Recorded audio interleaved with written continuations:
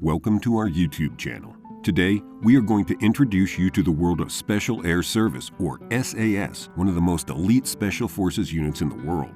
The SAS has a long and storied history, dating back to World War II, and it has played a vital role in many of the most significant conflicts and operations of the past century. In this video, we're going to take a closer look at the SAS, their origins, the unit's trainings, missions, and some of the current operations, and we'll explore why it has become one of the most feared and respected Special Forces units in the world. The SAS was first established in 1941 during World War II as a way to conduct reconnaissance and sabotage missions behind enemy lines. The unit was originally composed of volunteers from the British Army, and it quickly gained a reputation for their skill, courage, and daring. The unit quickly became known for its ability to operate in small, highly mobile units and was able to conduct a wide range of operations from reconnaissance and sabotage to direct action and counterterrorism. One of the SAS's most famous operations during World War II was the raid on Rommel's headquarters in North Africa, known as Operation Flipper. The mission was launched in November 1941, and it was one of the first major operations conducted by the Special Air Services. The objective of the mission was to infiltrate Rommel's headquarters at Tobruk, Libya, and capture or kill the German Field Marshal, who was one of the most feared and respected leaders of the German Afrika Korps. The SAS was tasked with infiltrating Rommel's headquarters, which was heavily guarded and fortified, and capturing or killing the Field Marshal. The mission was led by SAS founder David Sterling, and it involved a small team of highly trained soldiers who were dropped behind enemy lines by parachute. The soldiers had to navigate their way through the desert, avoiding detection by German patrols, and reach Rommel's headquarters. However, the operation failed as the soldiers were captured shortly after landing, making the unit's first operation unsuccessful. After the war, the SAS was disbanded, but it was re-established early in the 1950s as a response to the growing threat of communism. The SAS soon became involved in a number of operations around the world, including the Malayan Emergency and the Suez Crisis. During the Cold War, the Special Air Service also developed its counterterrorism capabilities, which it would later put to use in a number of high-profile operations. The SAS played a significant role in the Gulf War in 1991, where it was tasked with conducting reconnaissance and direct action missions in Iraq and Kuwait. The SAS's ability to operate in the desert environment was crucial in the success of the coalition forces in the war, and the unit was able to gather valuable intelligence and conduct a number of successful raids on Iraqi positions.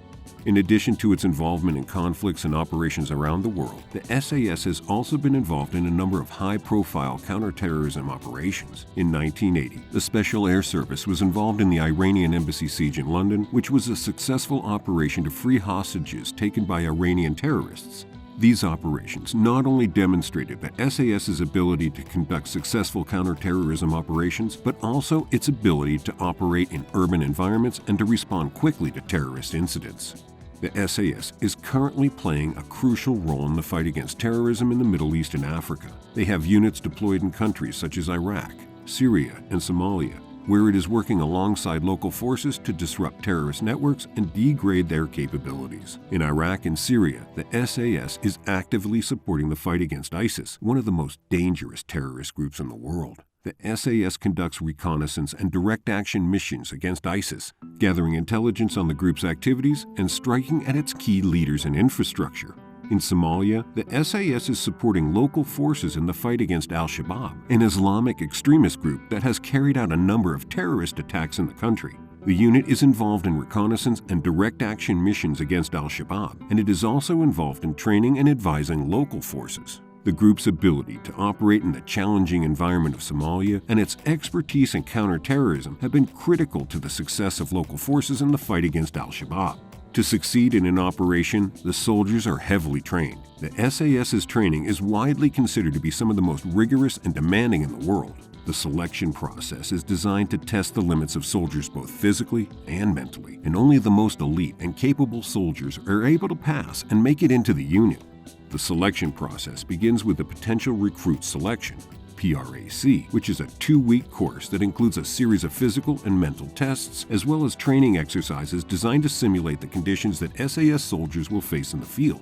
These tests include long-distance marches carrying heavy loads, obstacle courses, and physical fitness assessments. After PRAC, those who are selected move on to the next stage, known as the Special Forces Aptitude Test, SFAT. The SFAT is a 5-week course that includes more advanced training in weapons and tactics, navigation, and survival skills. The soldiers are put through a series of increasingly challenging exercises, including a 30-mile endurance march carrying heavy loads, as well as a series of live-fire exercises.